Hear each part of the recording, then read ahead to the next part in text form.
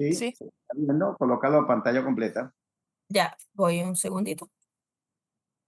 Profe, una preguntita, mientras que Cristi iba colocando las láminas.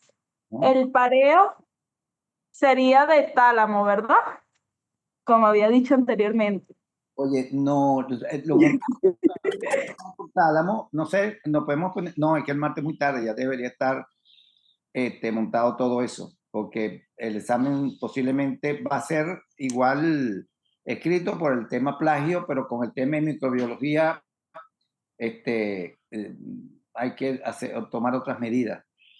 Yo hice somatosensorial y había colocado, lo discutimos al finalizar la clase, para que lo vaya, déjame pensarlo en frío, ustedes también. Había pensado tálamo, lo coloqué como completación. Puse 40 de tálamo para tomar 10 nada más. Y somatosensorial y táctil, que van muy de la mano, lo tengo como pareo. Bueno, no sé. Lo pensamos ahorita y lo dejamos así o no lo dejamos. Vamos a ver. ¿Ok? Ok, por favor, ¿me pueden confirmar si ven la presentación? sí, se ve Vale. buenísimo. Bueno, entonces, como ya mencioné, somos el grupo de Alejandra Costa, Andrea Aranda, Liz Rodríguez y yo, que soy Cristi Arellano, y les vamos a hablar o les vamos a explicar sobre todo el funcionamiento de las vías piramidales. Pero previo a esto, Previo. Esa imagen que está cuando yo quito video, ahí, si lo ven ahí, que yo tengo colocado una persona al lado, esa era mi mamá, bellísima, y lo que tiene allá no es una lechosa, eso es mango de su finca. Miren el tamaño, era más de 1 kilo un mango. Así que, cultura general. Ok, dale. ok, perfecto. Vamos a la primera parte. Queremos hacer un breve recap de lo que hemos visto hasta ahora y vamos a dar continuidad. A continuación va a pasar Illich para dar este pequeño recap y la introducción. Hola, buenos días, ¿se me escucha? Perfecto, sí, te escuchamos. Bueno, buenos días. Como dijo mi compañera Cristi, a nosotros nos corresponde hablarles sobre el sistema piramidal. Mi personal les va a hablar un poco, una recapitulación sobre las vías extrapiramidales y también una breve recapitulación sobre motoneurona superior. Muy bien. Con respecto a vías extrapiramidales, debemos recordar que el término vía extrapiramidal se refiere a todos los tractos descendientes distintos de los corticoespinales, partes de regiones subcorticales decusándose hasta llegar hasta las astas posteriores de la médula espinal. Es extrapiramidal porque sus vías no pasan a nivel de las pirámides vulvares. Importante.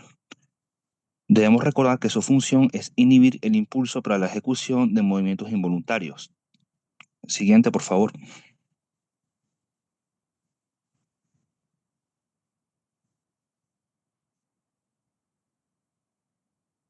Ok. Debemos conocer y recordar que las vías extrapiramidales están organizadas en 3 niveles. Un nivel superior o corteza, cuyos componentes son el área suplementaria y el área suplementaria. Un nivel intermedio o subcortical, donde sus componentes son los núcleos de la base junto con el tálamo y el cerebelo. Y un nivel inferior, o tronco, donde sus componentes son el mesencéfalo y el bulbo. Y es realmente en el nivel inferior, la siguiente, por favor.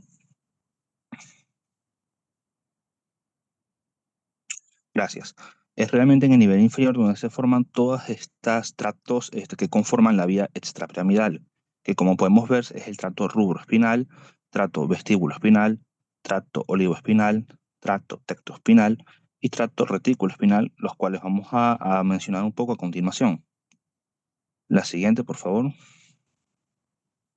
Ok, empezamos con el tracto rubroespinal. Primero debemos conocer su origen junto con su destino y función.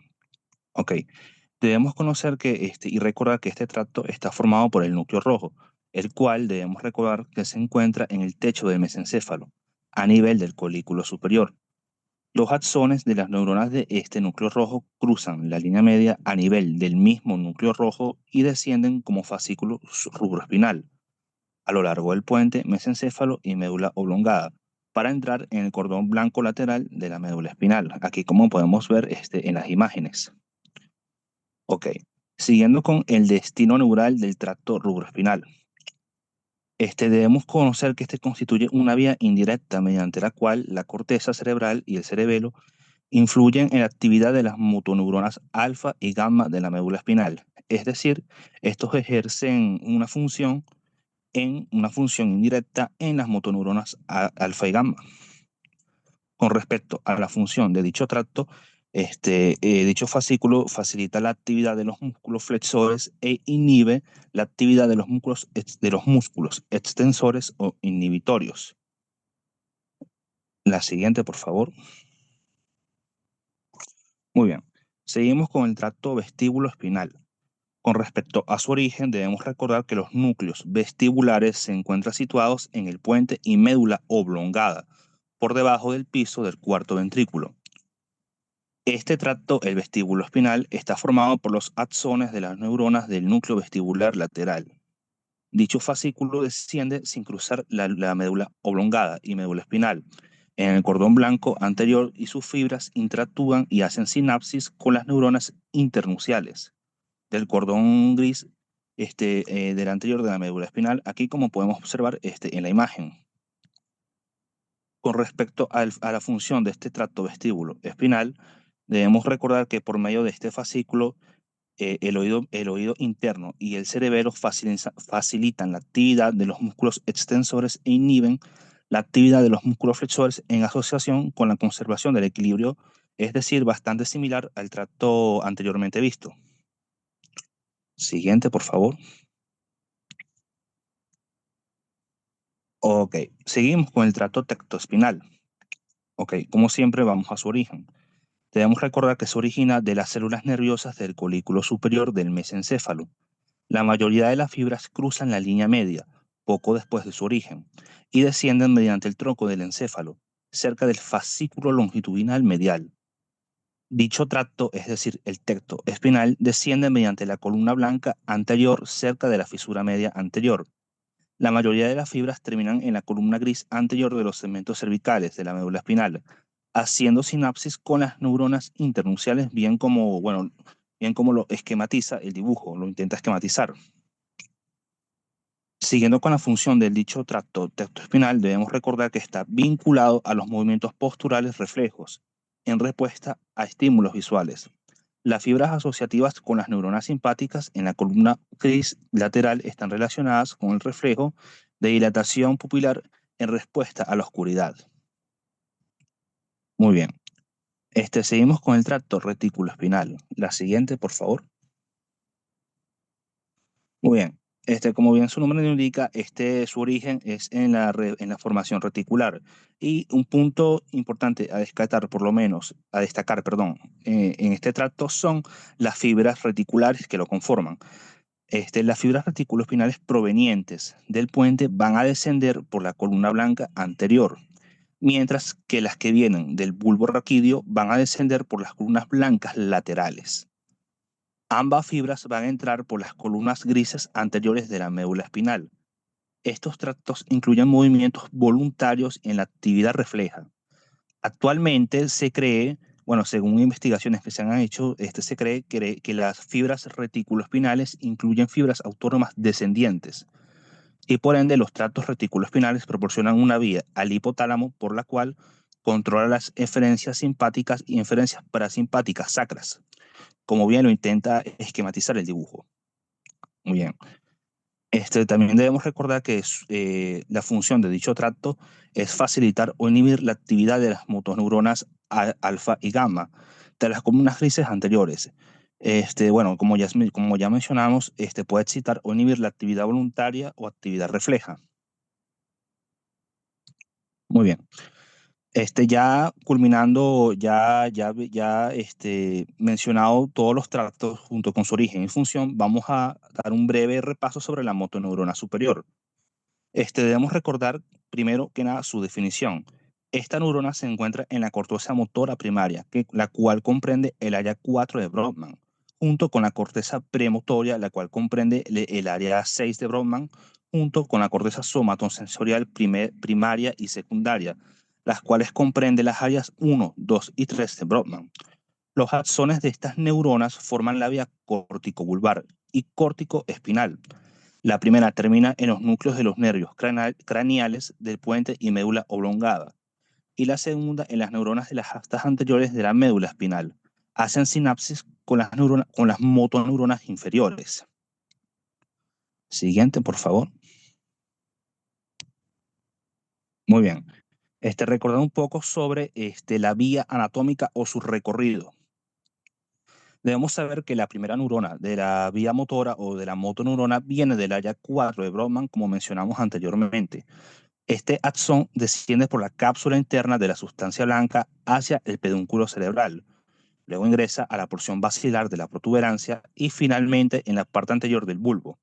A nivel del tercio inferior del bulbo, como ya se acaba de mencionar, la mayoría de estas fibras cruzan al lado opuesto y esto conforma los denominados fascículos córtico-espinal, ventral y lateral, como bien esquematiza la imagen en el recorrido que acabamos de mencionar.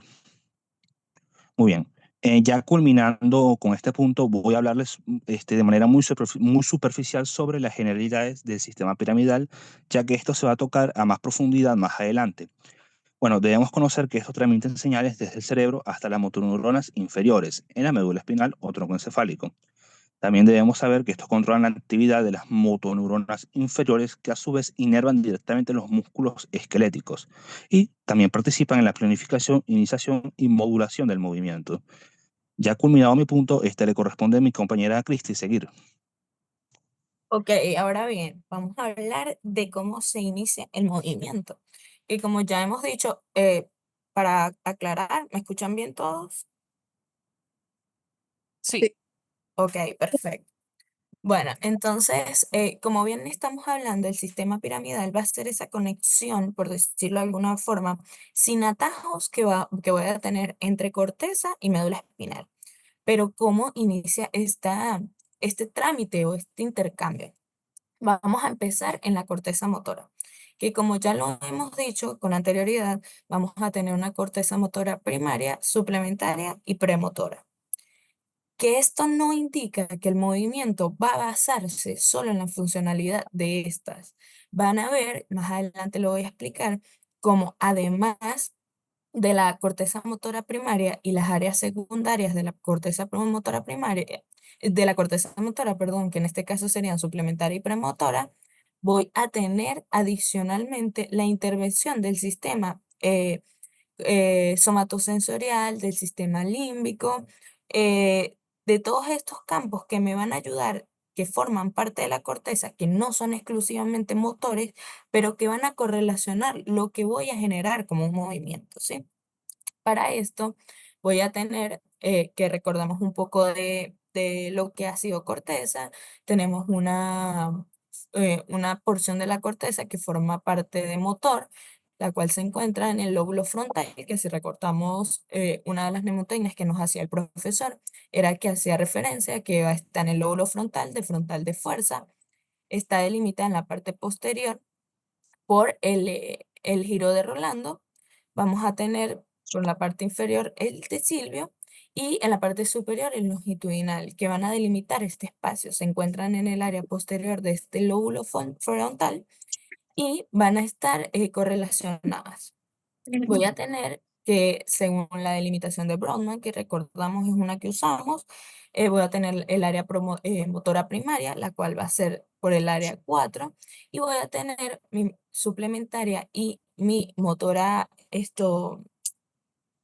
y mi premotora, perdón, que van a estar dadas en el área 6. Insisto, teniendo correlación con otras áreas de la corteza. Podemos tomar en cuenta también cómo Penfield generó lo que conocemos como los homúnculos, ¿sí? Existe un homúnculo sensitivo que ya hemos estudiado con anterioridad, pero también hay uno de estos que es motor. ¿Qué me va a indicar este homúnculo o esta información? Tengo un corte sagital en el cual puedo evidenciar cómo mi cerebro o mi corteza va a estar se va a ver excitada o va a fungir como activadora de ciertas porciones específicas del organismo. Aquí podemos ver cómo entre más medial está la porción, vemos cómo trabaja con los miembros inferiores, y mientras más lateral se hace, va a ser con las porciones cefálicas del homúnculo o del humano en este caso, ¿sí? Al igual que como lo veíamos con el sensitivo, vamos a tener áreas que están de mayor relevancia nerviosa, o sea, con mayor inervación, y que van a fungir como principales porciones motoras para la generación del movimiento. Entonces, recordando lo que acabo de decir, la corteza motora primaria, como vemos en la imagen que tenemos a la derecha, vemos cómo está delimitada por el área 4 de Brodmann, y si recordamos, podemos hacer referencia a que era una corteza heterotípica, que no les voy a preguntar qué es, porque lo deben recordar. Sabemos que es cuando hay una porción de las capas, la cual se encuentra de mayor relevancia, ¿sí? Vamos a tener que, si hacemos memoria, la homotípica era normalmente las cortezas de asociación, en la cual la distribución de cada una de sus capas era igual. Esto tomando en cuenta que la corteza motora primaria es una corteza o una neocorteza, es decir, dispone de sus 6 capas en totalidad. Si vemos la comparación entre la corteza asociativa y la corteza primaria motora, en este caso, vemos como la que está más aumentada son la corteza 3, que es la de las células piramidales, ¿sí? Van a ser las cortezas efectoras. Estas tienen más desarrolladas estas capas. La célula de Betz, que es la que vemos aquí a la izquierda en una imagen, en una microfotografía, vemos cómo estas células tienen una forma piramidal, van a estar, aunque es la de mayor tamaño, no es precisamente la que más se encuentra ni es la que va a hacer solo la función. Vamos a ver cómo si recordamos un poco de la teórica del doctor, él nos hacía referencia que cada una de estas cortezas pues iba a tener emergencias o eferencias y aferencias. Particularmente la 6 iba al tálamo, porque veremos más adelante para el funcionamiento del sistema motor como tal, voy a necesitar ese apoyo de otros lugares del organismo que me van a ayudar a mejorar o a perfeccionar el movimiento que quiero realizar, ¿sí?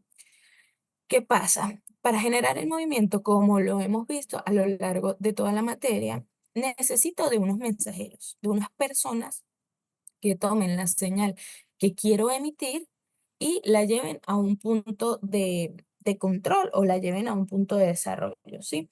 En este caso voy a tener neurotransmisores eferentes, es decir, los que voy a emitir de corteza a los órganos efectores, que para este caso en el movimiento van a ser en su mayoría músculos, y voy a tener los neurotransmisores aferentes, que van a ser los que van a llegar a corteza por medio de los impulsos que voy a recibir. En este caso, los dos principales o los dos neurotransmisores eferentes van a ser glutamato y GABA. ¿Sí? Como lo delimito aquí, el glutamato va a ser excitador y el GABA va a ser inhibidor. ¿Qué pasa? El glutamato y el GABA van a fungir como excitador e inhibidor, todo dependiendo o todo regido por el receptor que tengo. Entonces, en este caso, GABA funge como inhibidor por dos tipos. Hay dos tipos de receptores GABA. Tengo los GABA alfa y los GABA beta. Los GABA alfa van a ser unos receptores ionotrópicos. Quiere decir que él va a desencadenar en la entrada de iones, en este caso iones cloruro, que van a hacer que mi célula se hiperpolarice más, es decir, aumente su carga negativa y por ende inhiba o no permita la despolarización. Por otro caso, los GABA beta son receptores metabotrópicos que van a hacer es que por medio de una cascada de señalización unido a proteínas G, perdón, genere que mi célula presináptica se aumente disposición de potasio y mi célula postsináptica aumente su cantidad de cloro, lo que lleva a que el mensaje no pueda ser emitido.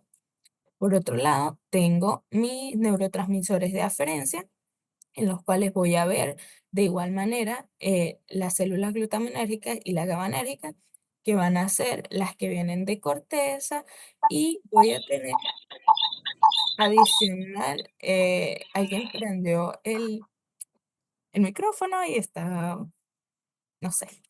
Bueno, y voy a tener mis células GABAergicas que van a fungir como inhibitorias igualmente. ¿Qué pasa? La mayor de estas es las células en candelabro, que van a ser en su mayoría células intermedias que van a regular el mensaje. ¿Qué pasa? Voy a tener al menos 5 neurotransmisores más, que van a venir del tegmento del mesocéfalo, el núcleo en bulbo, el loco cerebral en la parte posterior del bulbo, la histaminérgica en la porción amigdalina del hipotálamo y el núcleo de Meynert con la colinérgica. ¿Qué pasa? Todas estas, al ser aferentes, no van a fungir como tal, como inhibidores totalmente o excitadores totalmente, sino ellos van a funcionar es como reguladores del mensaje en sí que voy a transmitir. Todo esto me lleva a que conozcamos de algo que va a ser la jerarquía del movimiento motor, que como lo quise demostrar en la imagen, también quiero que tengamos en cuenta que como lo he venido mencionando, vamos a tener que el inicio del movimiento o el deseo del movimiento va a venir dado por al menos esto en 3 porciones iguales, que va a ser mi corteza motora, mi corteza somatosensorial y corteza motora secundaria. En esta jerarquía del movimiento, yo solo quiero que tengan en cuenta que voy a tener quien me ejecute el movimiento, quien me planee el movimiento y quien lo efectúe, ¿sí? Entonces voy a tener quien planea el movimiento, que van a ser mi corteza de asociación y mis ganglios basales. Voy a tener quien lo ejerza o quien dé la orden, que en este caso va a ser la corteza motora y el cerebelo, que si recordamos, el cerebelo me va a ayudar a regular el movimiento.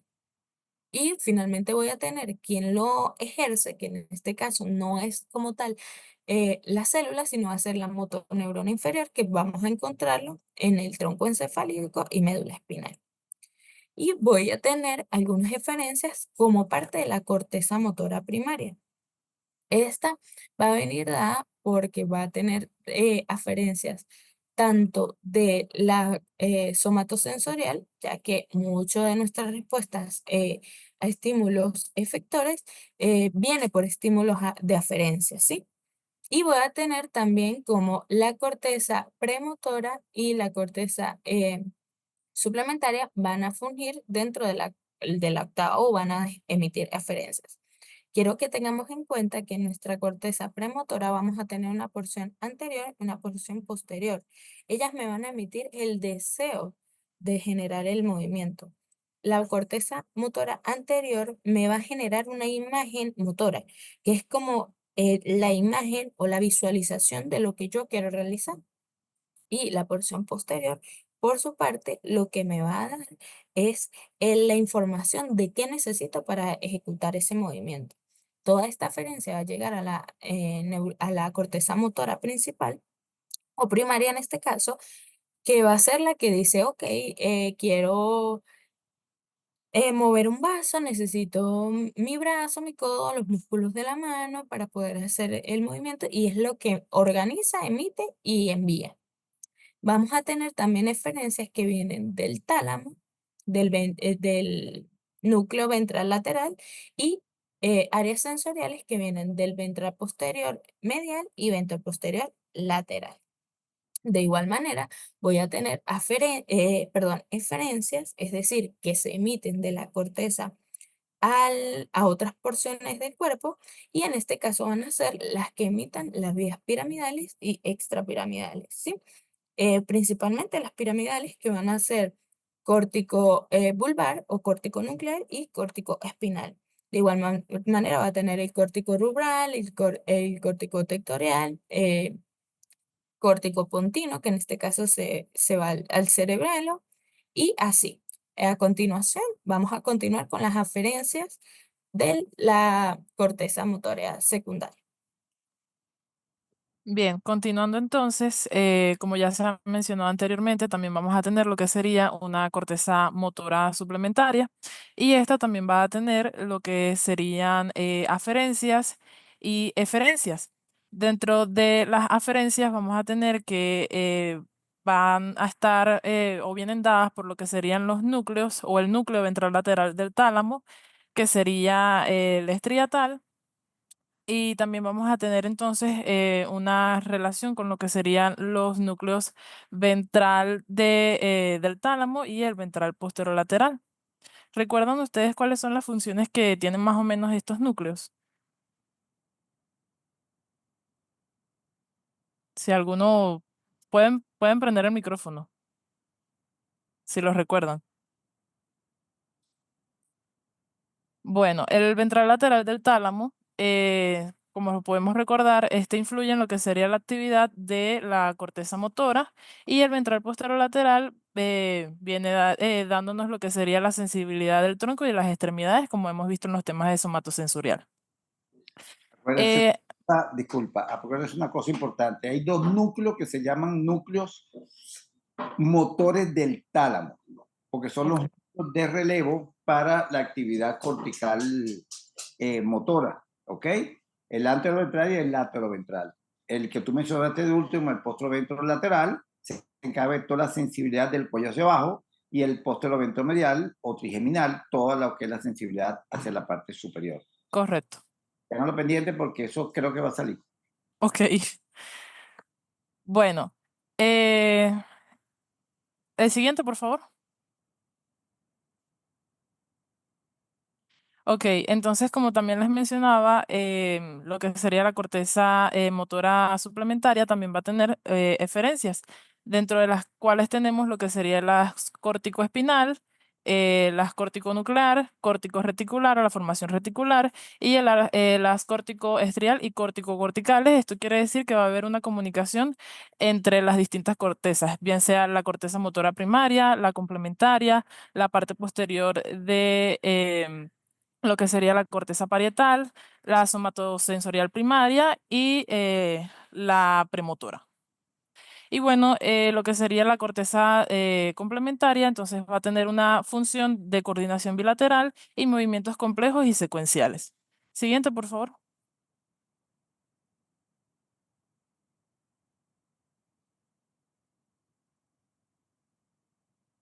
Ok, entonces, como les mencionaba también, existe lo que sería una corteza premotora. Esta va a tener la función de planificar y preparar los movimientos. Esta también va a tener básicamente las mismos, o bueno, los mismos núcleos en cuanto a las aferencias en lo que sería el tálamo, que sería el núcleo ventral lateral del tálamo, que sería igualmente el estriatal, el ventral posterior y el ventral posterolateral, que como les comentaba va a tener función con lo que sería la sensibilidad del tronco y el cuerpo y bueno, lo que mencionaba el profesor del ventromedial, que va a darnos lo que sería la sensibilidad de lo que sería la cara. Y bueno, áreas sensoriales y lo que sería el área visual, porque precisamente nosotros necesitamos una información visual que nos permita planificar y preparar estos movimientos. También les quería mencionar que lo que sería la corteza premotora va a estar ubicada en lo que sería la porción superior del área 6 de la corteza, que recordemos, esta área 6, junto con lo que sería el área 8 de Brodmann, van a conformar lo que sería el área de la plasticidad neural y la continuidad del movimiento. Entonces, lo que sería la complementaria, la corteza complementaria, va a estar en la parte superior de esta corteza o de esta área 6 de Brodmann, y lo que sería la corteza premotora va a estar entonces en la parte inferior de esta área 6 de Brodmann. Siguiente, por favor. Y bueno, igualmente en cuanto a las referencias, tenemos el haz córtico estriatal, el haz córtico, los haces córtico-corticales, que como les mencionaba, van a ver una comunicación entre ambas cortezas. Y bueno, el haz córtico reticuloespinal y el haz córtico espinal. Siguiente, por favor. Ok, aunque lo que sería el sistema límbico lo vamos a estudiar, digamos que a mayor profundidad en lo que sería la próxima unidad. Para mí es importante que ustedes sepan que el sistema límbico participa en el deseo del movimiento por parte de las emociones, bien sea porque las estructuras del sistema límbico, como la amígdala, van a tener influencia sobre los movimientos a partir de las emociones. Por ejemplo, si nosotros estamos en una situación de estrés, no sé, en una situación en la que tengamos que huir, entonces, esta sensación o esta emoción de miedo nos va a impulsar a que nosotros accionemos de manera motora para dar una respuesta de huida. Entonces, más o menos así es como está involucrado lo que sería el sistema límbico en cuanto a las emociones y la parte motora. También tenemos que el sistema límbico tiene conexiones con lo que serían los ganglios basales, que como hemos visto más o menos, este va a tener función en lo que sería la modulación del movimiento. Asimismo, el sistema límbico tiene relación con lo que sería la memoria y el aprendizaje motor, porque bueno, el hipocampo va a estar relacionado con lo que sería la parte de memoria a largo plazo y el aprendizaje de habilidades motoras. Siguiente, por favor. Ok, entonces en cuanto a lo que sería el tracto córtico-espinal, que es ese otro as súper importante en lo que sería el sistema piramidal, vamos a tener que estos haces surgen más que todo de lo que serían las cortezas motora primaria, que correspondería al área 4, y a la corteza premotora, que como les había dicho, corresponde al área 6. Tenemos también que alrededor del 75 al 90% de estas fibras, una vez que alcanzan lo que sería el bulbo inferior, se van a decusar hacia la parte contralateral de la médula para alcanzar lo que sería el funículo lateral de la parte ventral de la médula espinal. Esto nos quiere decir entonces que este fascículo corticoespinal lateral, que va a ser el resultado de esta decusación que les comentaba, va a tener relación entonces con lo que sería la musculatura distal de las extremidades. Mientras que el otro 8% o alrededor del 8% de estas fibras van a permanecer del mismo lado, es decir, que no se van a decusar. Y estas fibras entonces van a conformar lo que sería el fascículo córtico-espinal anterior, que va a alcanzar entonces lo que sería la parte medial del asta ventral de la médula espinal. Lo que nos quiere decir que entonces esto va a estar inervando motoneuronas de la musculatura del cuello y el tronco y la zona proximal de las extremidades. Es decir, este va a cumplir una función más medial porque es precisamente a este sitio de la médula al cual el haz corticoespinal anterior llega. Em, También tenemos que existe cierto porcentaje de fibras, o sea, una vez que se dividen estos dos haces, el fascículo córtico-espinal lateral y el fascículo córtico-espinal anterior, entonces van a haber ciertas fibras que se van a decusar en lo que serían niveles raquídeos. Entonces, esto nos puede decir que más o menos el 98% de estas fibras al final sí se van a decusar y el otro 2% no. Una pregunta y te interrumpo un momentico. Realmente del tracto fascículo córtico-espinal, el 40% de las fibras nace de las áreas somatosensoriales 1, 2 y 3. El 30% de las fibras del área 6 y 8, que es el área premotora, y el 30% de la fibra de lo que conocemos como la corteza, el área 4 de Brodmann, que es la corteza motora primaria. Ok, cuando éramos chiquiticos, habíamos dicho que el córtico-espinal todo nacía del área 4 de Brodmann, pero en realidad es 40% área somatosensorial, área 1, 2 y 3, 30% del área 4 y 30% del área 6 y 8. Por eso que realmente es un sistema somatosensitivo, ¿ok? O sensoriomotor, porque tengo la parte sensitiva en áreas sensitivas que también ahí nacen áreas motoras y a veces la incongruencia. Lo que tú dijiste está bien, un 85%, 90% de las fibras se decusan, pero luego el que va de forma homolateral, que es el córtico espinal directo, el 80% se vuelve a decusar. O sea que realmente lo que predomina son fascículos contralaterales. Contralaterales, Ok, correcto. chévere, sigue. Y bueno, finalmente el fascículo corticoespinal, de acuerdo a lo que hemos visto, entonces podemos deducir que este es esencial para lo que sería la habilidad y la precisión de los movimientos y la ejecución de los movimientos discretos finos de los dedos de las manos, porque bueno, ya vimos que el fascículo corticoespinal, que en principio son la mayor cantidad de fibras que se decusan, van a entonces conformar lo que sería los movimientos de las porciones distales de las extremidades. Y listo, esto sería toda mi intervención. Hola, buenos días. Bueno, continuando un poco con lo que sería el tracto corticoespinal, vamos a tener que este va a tener una organización somatotópica y me gustaría que, como no tengo puntero, por lo menos dirijamos la mirada en este momento a lo que sería la parte de la corteza, viendo que de medial a lateral sabemos que la organización en esta sección de la corteza iría desde medial a lo que sería el pie, la rodilla, la cadera, posteriormente el tronco, después el hombro, después el codo, después la muñeca y después lo que serían los deditos. Entonces, esta organización somatotópica no va a ser más que la organización espacial del cuerpo desde la corteza hasta lo que sería la médula espinal. Y esta organización de estas fibras se va a mantener en todo su trayecto desde lo que sería la corteza hasta que llega a la médula. Entonces podemos ver, Cristi, la siguiente imagen, por favor. Podemos ver que en esta imagen que se ve mucho más bonito, yo tengo aquí mi computadora enfrente para poder señalar también yo mentalmente, aunque sea, podemos ver que en el descenso de esas fibras, las fibras se van a meter por lo que sería, o van a ingresar por lo que sería la cápsula interna en el brazo posterior.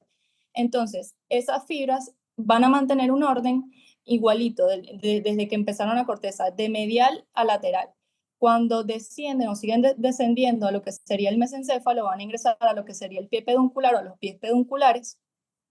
A nivel de puente van a ingresar por lo que sería, o van a pasar por lo que serían los núcleos pontinos, y después, al llegar al bulbo raquídeo, más específicamente a la porción rostral, van a ingresar por las pirámides vulvares, y ya en el bulbo caudal van a decusarse hacia contralateral o el lado contralateral el 80-90% de las fibras, que fue lo que comentó mi compañera anteriormente, y van a ingresar a la comisura blanca lateral. Pon la anterior, Cristi.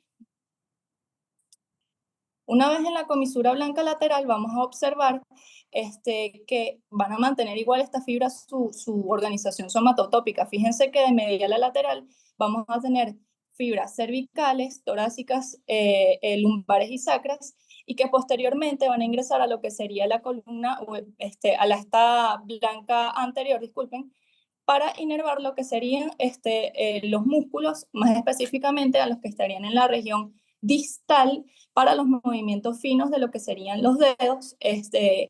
Y bueno, nada, recordando también que cuando este tracto corticoespinal ingresa a lo que sería la columna blanca lateral, va a estar acompañada de lo que sería el fascículo rubroespinal. También tenemos que, como se evidencia en la imagen, vamos a tener un 10% de fibras que predominantemente no van a decusar en lo que sería la porción caudal del bulbo raquídeo, sino que van a seguir en su trayecto hasta la médula espinal sin decusar, y van a ingresar a la columna blanca anterior, y es allí en donde se decusan sus fibras, es decir, en médula. Entonces era lo que decía el profesor, que la función o las fibras corticoespinales, independientemente del sitio a donde lleguen, van a decusar. O sea, y esto nos dice que una alteración en este tracto corticoespinal siempre se va a manifestar del lado contralateral. ¿Por qué? Porque de una u otra forma estas fibras van a decusar, bien sea en la porción caudal del bulbo raquídeo o lo que sería la médula espinal. Entonces, estas fibras corticoespinales anteriores que ingresan en la comisura blanca anterior van a estar acompañadas de otras vías o de la llegada de otros fascículos, mejor dicho, que representarían los fascículos de la vía extrapiramidal, que van a ser el vestíbulo espinal, el tecto espinal y el retículo espinal. La siguiente, Cristi, corticonuclear. Siguiente, ok. No, anterior. Ajá. Ok, entonces, en cuanto a lo que sería el tracto corticonuclear, vamos a tener que estas fibras van a tener prácticamente la misma función que las fibras del tracto corticoespinal, solo que estas fibras van a llegar a los núcleos motores de los nervios craneales. Entonces, vamos a tener que, representado en el homúnculo motor, el nacimiento de estas fibras, vamos a tener que el origen va a ser a nivel de la corteza premotora, motora y somatosensitiva, y como ya mencionó el doctor, esto nos dice que esta función motora no solo es motora porque tiene nacimiento en corteza sensitiva. Entonces, todas estas funciones son más bien sensorio-motoras.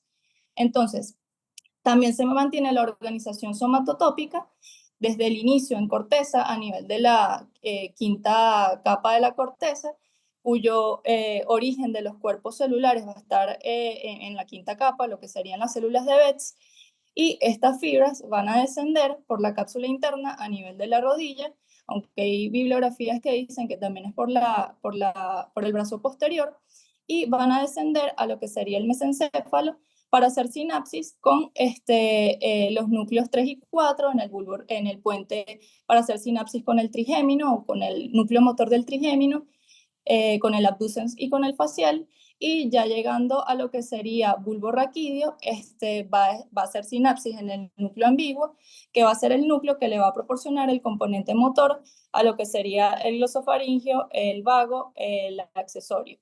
Y bueno, nada, en bulbo raquídeo también tenemos lo que sería el hipogloso. Siguiente, por favor.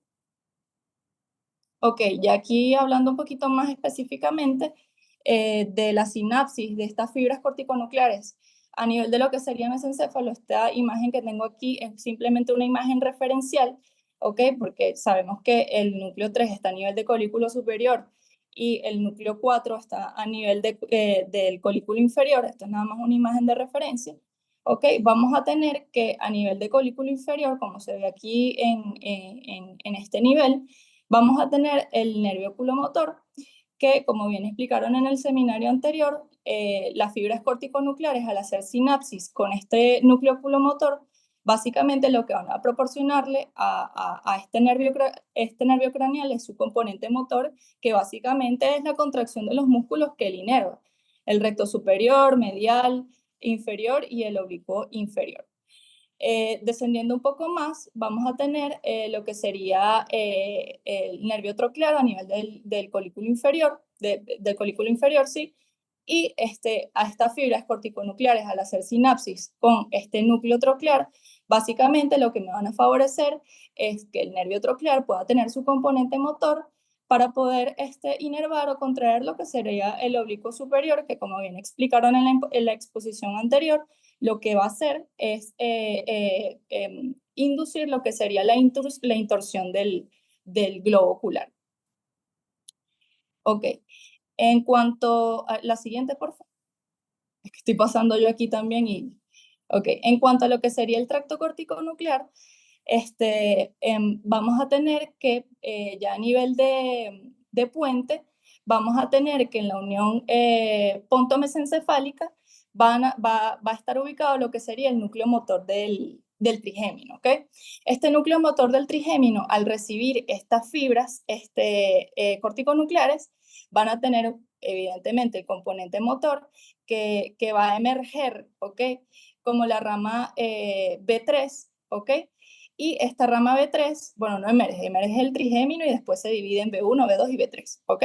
La rama B3 es la que va a ejercer el componente motor de este nervio craneal para inervar lo que serían los músculos maceteros, pterigoideos medial y lateral, y lo que sería el temporal, para ejercer su función como músculos de la masticación, ¿ok? Básicamente lo que nos permiten es masticar correctamente.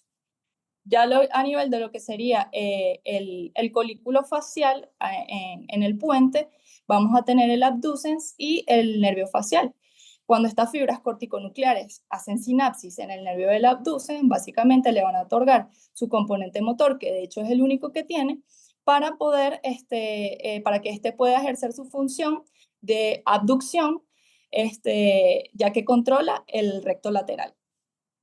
En cuanto a lo que sería el nervio facial, este nervio es bastante interesante. Interrumpo un momentico. Cuando hablamos de trigémino, las ramas B1, B2 y B3, ¿ok? Nos referimos realmente a la parte sensitiva de la cara, ¿ok? Por supuesto, parte del trayecto de la parte motora va con la rama B3, que es la que va, como tú bien dijiste, a inervar los músculos de la masticación, como el macetero, ¿ok? Pero la rama B3, cuando vamos a ver, por ejemplo, neuralgia del trigémino, la neuralgia del trigémino es una patología sensitiva, no motora. Entonces uno comienza a hablar de rama B1, lo que es la parte oftálmica, la rama B2, lo que es maxilar superior, ¿ok? Y la rama B3, lo que es la parte mandibular o la parte de maxilar inferior, ¿ok? Entonces, parte de eso, claro, está muy bien como dijiste tú, pero aclarando que rama B3 no es motora, es sensitiva, pero que la parte de la raíz motora que nace a nivel de la protuberancia y va hacia esos músculos, va acompañando a la rama somatosensitiva de la parte inferior de la cara. ¿Okay? Vale, doctor, gracias. Chévere. Chévere, me quedé en lo que sería el núcleo del facial, ¿ok? Que al ser, que las ramas del corticonuclear, al hacer sinapsis con este núcleo del facial, le van a permitir el movimiento de lo que serían los músculos de la mímica, ¿ok? Y esto va a ser bastante importante, por lo menos a nivel clínico. ¿Por qué? Porque este nervio facial tiene una particularidad y es que las ramas que descienden por el nervio facial, ya les había, las ramas que descienden por el tracto corticonuclear, les había comentado que antes de hacer sinapsis, o no recuerdo si se los comenté, pero antes de hacer sinapsis con su núcleo, van a irse contralateral, ¿ok? ¿Cuál es la particularidad del facial? No sé si ven en la imagen que dicen facial superior y facial inferior. El facial superior va a recibir fibras contralaterales, es decir, del lado contrario, pero también va a recibir fibras bilaterales, si pueden apreciar la flechita chiquita de la imagen, ¿ok? Entonces, y si ven, el facial inferior va a recibir fibras solo contralaterales. Esto tiene una importancia clínica. ¿Por qué? Porque la manifestación de una lesión a nivel central del nervio facial o una lesión a nivel periférico del nervio facial se van a manifestar de distintas formas, ¿ok? Entonces, por ejemplo, si yo tengo una lesión a nivel del nervio facial, pero en la porción tengo una lesión del nervio facial central como tal, yo lo que voy a tener es una lesión de la cara, pero de la mitad para abajo. ¿Por qué? Porque en esta zona yo estoy recibiendo fibras contralaterales y bilaterales. En cambio, si emerge ya el nervio facial como tal, están saliendo ya las fibras bilaterales y las contralaterales. Entonces, si emerge esa porción periférica, ¿ok? Ya el componente superior e inferior, si yo lo lesiono, ya cuando el nervio emergió, entonces lo que se puede observar es que la lesión o la parálisis de los músculos de la mímica se va a dar en toda la mitad de la cara, ¿ok? Entonces, lesión central sería de la mitad para abajo y lesión periférica sería en toda la mitad de la cara. ¿Por qué? Porque, como les expliqué, el nervio facial en su porción superior recibe fibras bilaterales y contralaterales y en la porción inferior recibe fibras contralaterales. Ok, la siguiente. Ok. Una pregunta que lo tengan claro. Hablando del facial, hay una de las ramas del facial que es el nervio de la cuerda del tímpano. Ok, acuérdense que cuando vimos gusto, él lleva las sensaciones de los dos tercios anteriores de la lengua, sensaciones gustativas, pero además lleva toda la parte eferente parasimpática de las glándulas salivares, ¿ok? Entonces, esa rama pasa a través del oído medio, ¿ok?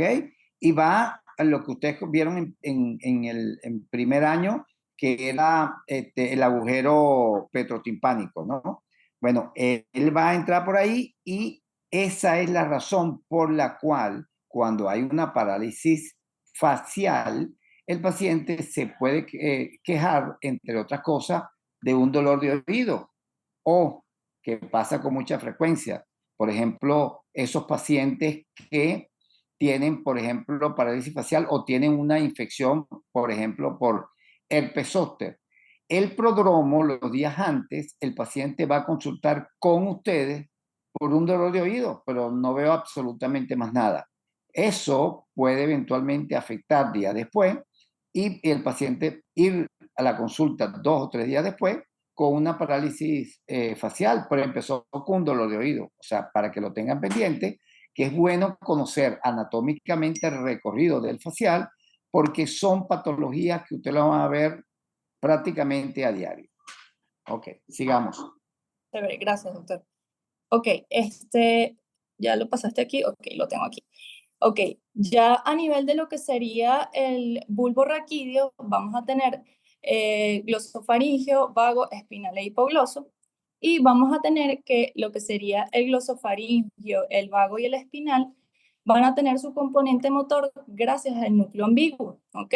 Que es donde estas fibras del tracto corticonuclear van a hacer sinapsis. Entonces, como pueden ver aquí, Cristi, si puedes señalar el amigo que es el último que está allí a nivel en la imagen. Ah, exactamente, allí. Ahí tenemos el núcleo ambiguo y como pueden ver, está conectado con lo que sería el nervio glosofaringeo para darle su componente motor y ese componente motor va a facilitar el movimiento o la contracción de lo que sería el músculo estilofaringeo. En cuanto a lo que sería el nervio vago, va a inervar cualquier cantidad de músculos de lo que del músculo de la laringe y de la faringe. Por ejemplo, la rama del vago del laringio superior, el cricotiroideo, el laringio recurrente puede inervar el cricoaritenoideo posterior y lateral. Básicamente músculos que se encuentran en la laringe y en la faringe.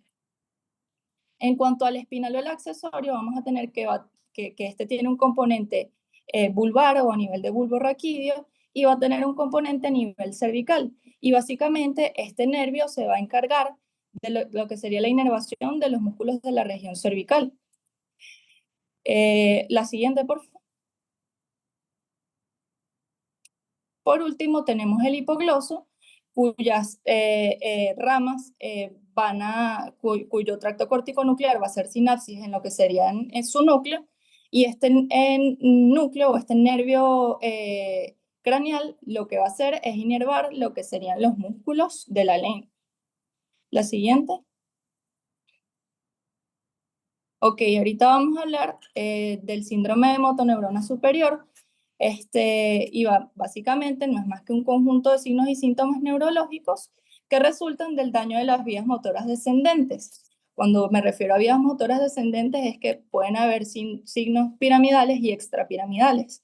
Hay libros que los desglosan muy bien, que los signos piramidales son unos, que los signos extrapiramidales son otros, en dependencia del fascículo que esté afectado, pero generalmente lo que sucede en los síndromes de motoneurona superior es que indistintamente si están clasificados como extrapiramidales o piramidales, es que de una u otra forma siempre usualmente se manifiestan los dos. O sea, independientemente si el tracto es piramidal o extrapiramidal, hay un conjunto de signos y síntomas que se van a repetir porque es muy complicado que realmente solo se dé un daño en el tracto extrapiramidal y el otro quede aislado.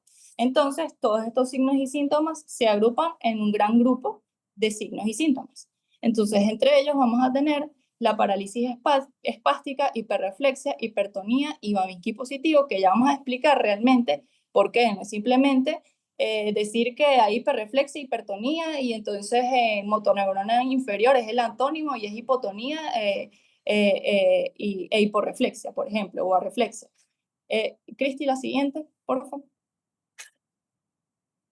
Con esta imagen sencilla podemos ver un circuito del reflejo miotático, ¿ok? para poder explicar lo que sería, en este caso, la hiperreflexia. Y básicamente este circuito hace que se explique muy bien todo el resto de los signos y los síntomas. En este caso, para explicar la hiperreflexia, vamos a tener que el reflejo miotático, por ejemplo, va a estar exacerbado.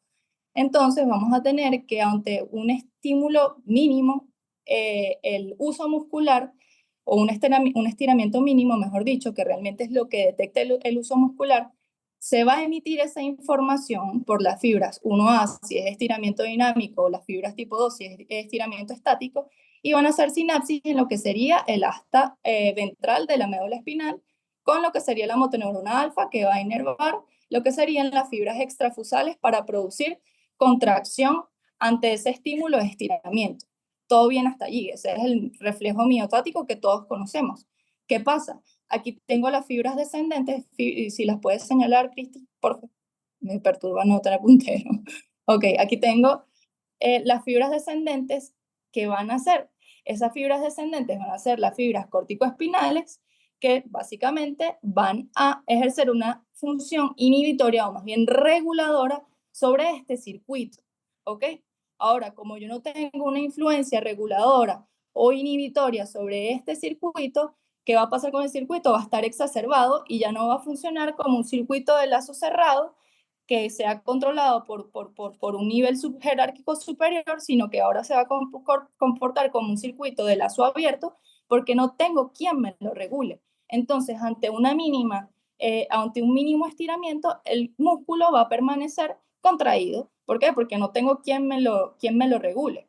Entonces, si el músculo está en un estado de contracción constante, es lo que, aparte de que se va a manifestar como hiperreflexia cuando yo haga un estímulo con el martillo percutor, que va a estar exacerbado, aparte de esta hiperreflexia, también voy a tener un músculo hipertónico, porque va a estar constantemente contraído. También vamos a tener el signo de navaja sevillana, que me pareció muy interesante porque sabemos que el reflejo miotático inverso, que es el reflejo de Golgi, va a ser lo contrario al reflejo miotático, que en lugar de producir contracción, lo que va a producir es estiramiento. Entonces, ¿qué pasa? Porque este reflejo no está funcionando si yo estoy constantemente contrayendo el músculo. Entonces, el tema con este reflejo es que no va a estar inhibido como tal. El reflejo va a ser superado por las fuerzas que se están ejerciendo por el reflejo miotático, ¿ok? Ese sistema de lazo abierto supera el poder inhibitorio que quiere ejercer ese reflejo del órgano tendinoso de Golgi. ¿Por qué? Porque él lo que quiere hacer es relajar el músculo, porque está extremadamente contraído. Pero ahora esas fuerzas que están descontroladas van a ser superadas y entonces el reflejo del órgano tendinoso de Golgi no va a poder ejercer el estiramiento. Entonces hay pacientes a los que yo inicialmente, para superar esa contracción, yo inicialmente hago una fuerza de estiramiento que ante esa fuerza de estiramiento que yo voy a ejercer, eventualmente el músculo va a ceder muy rápidamente. ¿Por qué? Porque eventualmente se va a activar ese órgano tendinoso de Golgi de una forma, digámoslo así, explosiva, va a activarse ante el estímulo de estiramiento que yo mismo estoy induciendo y va a producir el signo característico denominado navaja sevillana, que es como cuando yo abro una navaja y que inicialmente me ejerce lo que sería una oposición o una tensión al principio, pero cuando yo la termino de abrir, ella se abre muy bruscamente, por así decirlo. También vamos a tener que en el síndrome de motoneurona superior, que es tipo anterior, vamos a tener el signo de Babinski positivo. Ya la hiperreflexia me está diciendo que los reflejos están alterados. El signo de Babinski positivo básicamente es la evaluación del reflejo plantar para evaluar si está alterado o no está alterado. ¿Ok? Básicamente este reflejo de Babinski lo que se realiza con el mango de un martillo percutor desde lo que sería el talón en forma de una J inversa hasta lo que serían los dedos del pie, hasta el hallux, ¿ok?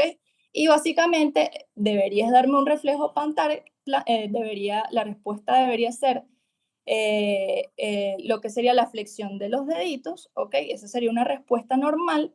Sin embargo, cuando hay una alteración de la motoneurona superior, lo que va a suceder es que el hallux va a producir una dorsiflexión y los dedos van a abrirse en forma de abanico. ¿Por qué? Porque básicamente los reflejos están alterados.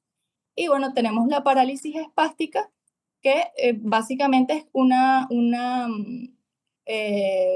exacerbación o una complicación, no una complicación, sí, más una exacerbación de lo que sería ese estado hipertónico del paciente, ¿ok? Y bueno, básicamente esos serían los signos y síntomas del síndrome de motoneurona superior.